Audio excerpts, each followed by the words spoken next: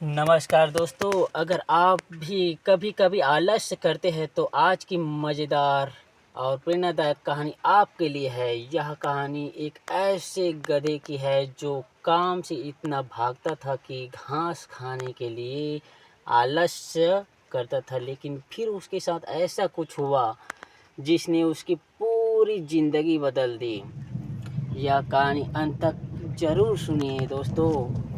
एक जंगल में एक गधा रहता था।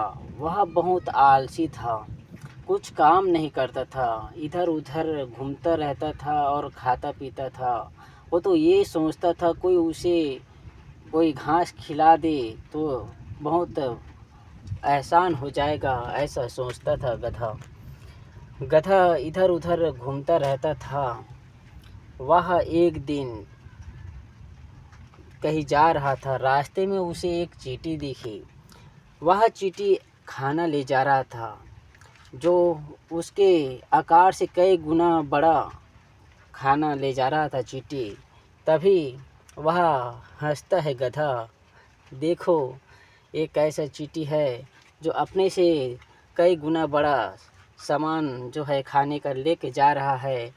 ऐसे करके वो हंसता रहता है और वो चींटी के पास जाता है और बोलता है, अरे भाई तुम इतनी मेहनत क्यों कर रहे हो, मेरी तरह रहो, मेरी तरह की ज़िंदगी जियो, ऐशो आराम के साथ अपनी ज़िंदगी जियो।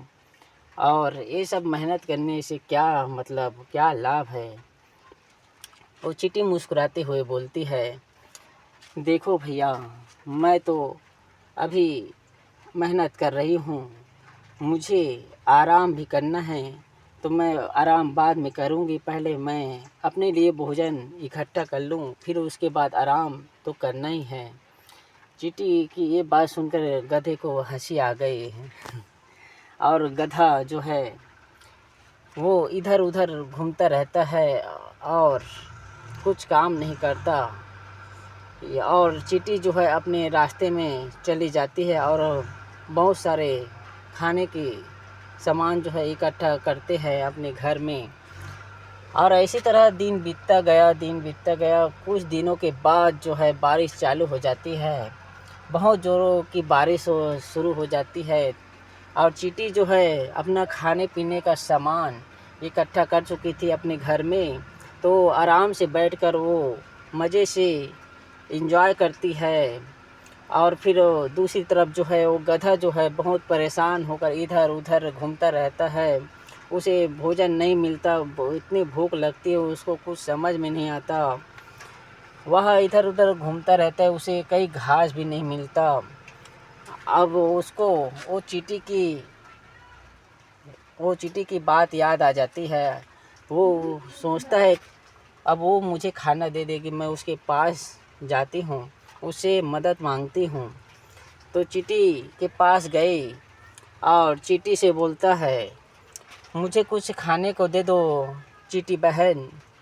तो चींटी बोलती है, भैया तुम तो इधर उधर घूम रहे थे उस समय और मुझ पर हंस रहे थे। मैं जब मेहनत कर रही थी, मैं अनाज ला रही थी, आप मुझ पर हंस रहे थे।